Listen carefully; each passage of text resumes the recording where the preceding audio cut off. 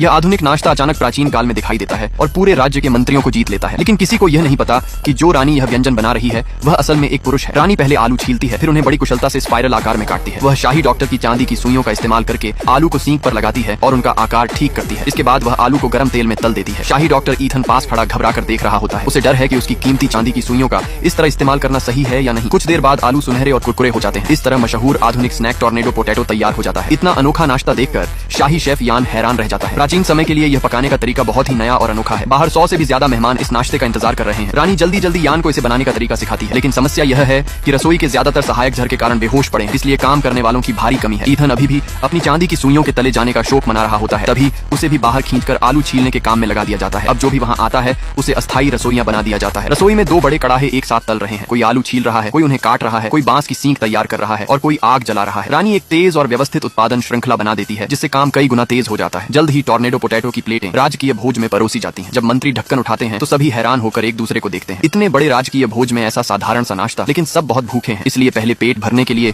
इसे खाने का फैसला करते हैं। राजा और रानी सबसे पहले एक कौर लेते हैं। जैसे ही कुरकुरी परत टूटती है उनकी आंखें चमक उठती हैं। यह देखकर बाकी मंत्री भी चखना शुरू कर देते हैं। प्राचीन लोगों ने पहले कभी ऐसा स्ट्रीट फूड नहीं चखा था। एक मंत्री तुरंत इसकी तारीफ करने लगता है। पास बैठा दूसरा मंत्री उसका मजाक उड़ाता है, लेकिन जैसे ही वह खुद चखता है वह भी बिना रुके खाने लगता है। पहला व्यंजन ही पूरे भोज का माहौल बदल देता है। अब सभी मंत्री अगली डिश का इंतजार करने लगते हैं।